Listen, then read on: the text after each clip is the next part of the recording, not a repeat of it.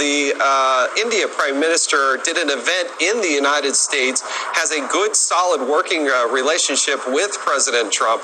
That was a massive, massive rally here in the United States. And it sounds like the president, based on his comments there on the South Lawn, made a commitment to go over and visit India. He's doing that now. It'll be a massive event. They're expecting millions of people to line the streets and watch as Air Force One lands in India. And the president is able to make the journey, visiting the Taj Mahal, making this big, massive speech in front of approximately 100,000 people. Jason, I'm going to put you on the spot here. Have you been on Air Force One? I have not. You have not? Oh, I was assuming you would have some inside knowledge. You sort of wonder what happens on the plane right before they're taking off. I was in Congress during the Obama administration. There it is. You weren't invited. You were not. I don't recall President Obama inviting me to be on Air Force One, but it is one of the most symbolic visions or symbolic aircraft of the United States. Absolutely. Huge logistical issue for the Secret Service and all the support structure that it takes to pull off an event of this magnitude. And importantly as well, expectations, conversations potentially around trade deals, sort of easing potential tensions.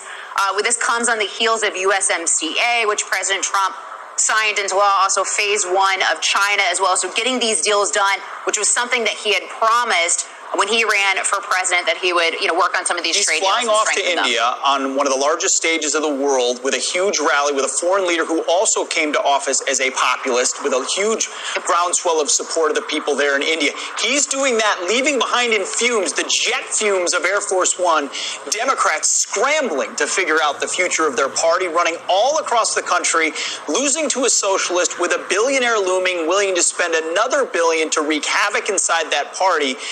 You think about that split screen of international opportunities, the relationships he's forging on the world stage, vis-a-vis the Democrats running around South Carolina and sometimes in Super Tuesday states. But do they have the money to even go any further? We don't know, as Bernie Sanders appears to be the ascendant choice amongst Democrats. The president actually alluding to the potential, I think, of a trade deal with India.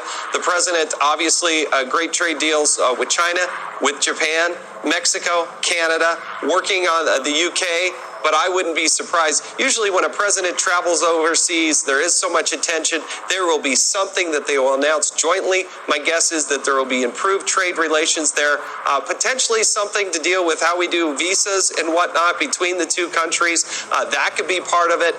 India is a great partner. A lot of Indians who live here in the United States, Indian Americans, great part of our community. I think very supportive of Donald Trump in his outreach and effort to forge the relationship between the two nations. And Pete, you mentioned sort of this contrast, right? We've got President Trump heading to India while the Democratic Party is in disarray. And we've seen this contrast play out before, as you mentioned. We saw USMCA signing during the midst of impeachment. We saw President Trump signing phase one with China as Nancy Pelosi was signing articles of impeachment. So we've really seen this play out where you have on this one side the Democratic Party really trying to figure out what's their vision, who are they as a party, as President Trump carries out the duties as President of the United States. And as we watch Air Force One about to take off at Joint Base Andrews, always a powerful image. But we also heard him mention on the South Lawn, I'll be back in South Carolina. The South Carolina debate is on Tuesday, as the president has done throughout this process. As he takes off, he has mirrored the Democrats across this country, drawing much larger crowds than they are in the middle of their process.